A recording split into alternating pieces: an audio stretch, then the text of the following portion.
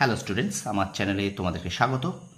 শুরু করছি class 10 second unit test 2025, যাদের আর কয়েকদিন বাদেই সেকেন্ড ইউনিট টেস্ট শুরু হতে চলেছে। মাধ্যমিক পরীক্ষার্থী যারা আছো 2026 সালে, তো তাদের জন্য ভূগোলের একটি ক্লাস আমি তোমাদের সামনে নিয়ে এসেছি।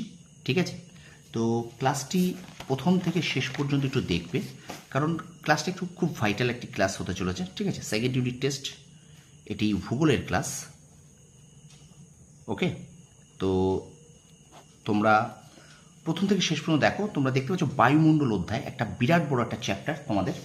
আমি তোমাদেরকে বছরের শুরুতে বলেছিলাম বায়ুমণ্ডল থেকে 2 নম্বর কোনো প্রশ্ন করে যেতে হবে না, বায়ুমণ্ডল করে গেলেই সেখান থেকে কমন পাবে। কিন্তু স্কুলের টেস্ট যে পরীক্ষা সেখানে করতে হবে, বা যারা ভালো স্টুডেন্টস তারা নিশ্চয়ই করে যেতে চাইবে, তো তাদের জন্য এই ভিডিওটা।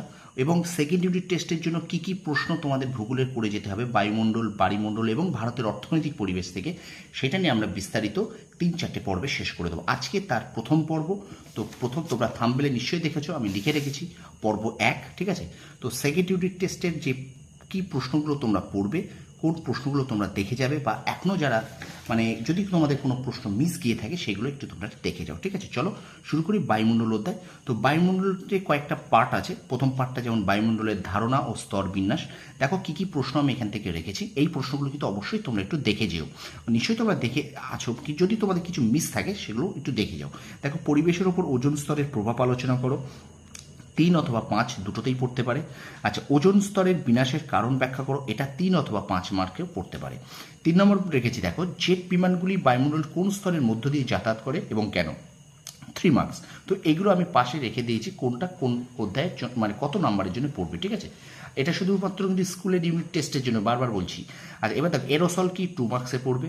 বায়ুমণ্ডলের জলীয় বাষ্পের গুরুত্ব 2 নম্বরের জন্য পড়বে। হোমোস্ফিয়ার বা সমমণ্ডল কি 2 নম্বরের জন্য পড়বে। হেড্রোস্ফিয়ার বা বিষমমণ্ডল কাকে বলে 2 মার্কসের জন্য পড়বে।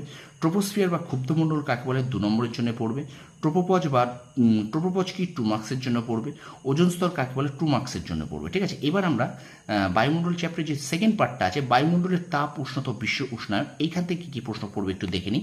দেখো, বায়ুর উষ্ণতার তারতম্যের কারণগুলি লেখো, অথবা বায়ুমণ্ডলের উষ্ণতা কিভাবে নিয়ন্ত্রিত হয়, এটা কিন্তু 5 নম্বরের জন্য ইম্পর্টেন্ট, ভীষণ ভীষণ একটা গুরুত্বপূর্ণ। এবছর মাধ্যমিক পরীক্ষার জন্যও কিন্তু এই প্রশ্নটা ভীষণ গুরুত্বপূর্ণ। ওকে, তারপরে দেখো, পৃথিবীর বিভিন্ন অংশের তাপ বলয়গুলির পরিচয় দাও 5 মার্কসের জন্য, এটাও কিন্তু ভীষণ ভীষণ গুরুত্বপূর্ণ প্রশ্ন। তারপরে দেখো, এটাও 5 নম্বরের জন্য। বিশ্ব উষ্ণায়নের কারণগুলি লেখো 5 নম্বরের। বিশ্ব উষ্ণায়নের প্রভাবগুলি লেখো 5 নম্বর। এই যে 1 থেকে 4, এই 4টে প্রশ্ন কিন্তু ভীষণ ভীষণ গুরুত্বপূর্ণ তোমাদের জন্য। ঠিক আছে, এবার দেখো, বায়ুমণ্ডল উত্তপ্ত হওয়ার পদ্ধতিগুলো লেখো, এটা কিন্তু 3-এও পড়তে পারে, 5-এও পড়তে পারে। লা নিনা কি, এল নিনো কি, এই দুটো প্রশ্ন কিন্তু 2 নম্বরের জন্য পড়তে পারে। স্টুডেন্টস, ভিডিওটা কেমন লাগছে অবশ্যই একটু কমেন্ট সেকশনে কমেন্ট করবে। আর আমার চ্যানেলে যদি নতুন হয়ে থাকো অবশ্যই চ্যানেলটাকে সাবস্ক্রাইব করবে, পাশে থাকা বেল আইকনটি প্রেস করে রাখবে। ঠিক আছে, চলো আমরা ভিডিওটা কন্টিনিউ করি। এবার দেখো, 8-এর কী রেখেছি দেখো, সমষ্ণ রেখা কাকে বলে 2 নম্বরের জন্য পড়বে। ইনসুলেশন কি 2 নম্বরের জন্য পড়বে। কার্যকরী সৌর বিকিরণ কি 2 নম্বরের জন্য পড়বে। অ্যালবেডো কি 2 নম্বরের জন্য পড়বে। বৈপরীত্য উষ্ণতা কি 2 নম্বরের জন্য পড়বে। তাপ বিষুবরেখা কাকে বলে 2 নম্বরের জন্য পড়বে। এবং গ্রিন হাউস প্রভাব কি, এটাও কিন্তু 2 নম্বরের জন্য পড়বে। ঠিক আছে, এবার দেখো, 3 নম্বর পার্ট যেটা আছে বায়ুমণ্ডলে, বায়ুর চাপ বলয় ও বায়ু প্রবাহ। এখান থেকে প্রথম প্রশ্নটা ভেরি ভেরি ইম্পর্টেন্ট, পৃথিবীর বায়ুচাপ বলয়গুলির পরিচয় দাও, 5 মার্কস, 5-এর জন্য পড়বে। ঠিক আছে, দ্বিতীয় প্রশ্ন দেখো, পৃথিবীর বায়ুচাপ বলয়গুলির সঙ্গে নিয়ত বায়ু প্রবাহের সম্পর্ক সংক্ষেপে লেখো। এই দুটোও কিন্তু ভীষণ গুরুত্বপূর্ণ, 5 এই দুটো কিন্তু। ঠিক আছে, তো ভীষণ ভীষণ গুরুত্বপূর্ণ প্রশ্ন এই 1 আর 2টা এই পার্টের। ঠিক আছে, তারপর দেখো, পার্থক্য লেখো নাতিশীতোষ্ণ ঘূর্ণবাত ও ক্রান্তীয় ঘূর্ণবাত 3 নম্বরে পড়বে। মৌসুমী বায়ুর ওপর জেট বায়ুর প্রভাব লেখো, 3 নম্বরের জন্য পড়বে। পার্থক্য লেখো ঘূর্ণবাত ও প্রতি ঘূর্ণবাত 3 অথবা 5 নম্বরের জন্য পড়বে। ডোলড্রাম বলতে কী বোঝো, 2 নম্বর। কোরিওলিস বল কাকে বলে 2 নম্বর। সমচাপ রেখা কি 2 নম্বর।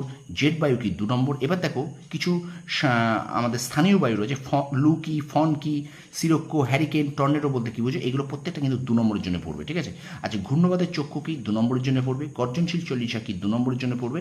এবং চিনুক কি, এটা কিন্তু 2 নম্বরের জন্য পড়বে। ঠিক আছে, তো এই প্রশ্নগুলো তোমরা প্রথম এটা পড়বো আমাদের। আগামীকাল আমি সেকেন্ড পার্ট নিয়ে আবার আসবো ভূগোলের সেকেন্ড ইউনিট টেস্টের জন্য। কী কী প্রশ্ন তোমরা অবশ্যই দেখে যাও। ঠিক আছে, আমি আশা রাখি এখান থেকে কিন্তু তোমরা তোমাদের স্কুলের টেস্ট যে সেকেন্ড ইউনিট টেস্ট হবে, এখান থেকে 2, 3 এবং 5 কিন্তু তোমরা অবশ্যই কমন পাবে। ঠিক আছে, তো ভিডিওটা কেমন লাগলো অবশ্যই কমেন্ট সেকশনে কমেন্ট করে জানাবে। আর আমার চ্যানেল যদি নতুন হয়ে থাকো অবশ্যই চ্যানেলটাকে সাবস্ক্রাইব করো। সেকেন্ড ইউনিট টেস্ট পরীক্ষার পরে কিন্তু আমাদের আসল পড়া শুরু হবে, জমদার পড়া শুরু হবে মাধ্যমিকের ভূগোল, ইতিহাস এবং বাংলার জন্য আমার চ্যানেল। ঠিক আছে, তোমরা সফল হও, তোমাদের সাফল্য কামনা করি। ধন্যবাদ। আর অবশ্যই আমার এই ভিডিওটা তোমার বন্ধুদের কাছে একটু বেশি বেশি করে শেয়ার করে দাও। ঠিক আছে, তোমরা সফল হও, তোমাদের সাফল্য কামনা করি। ধন্যবাদ।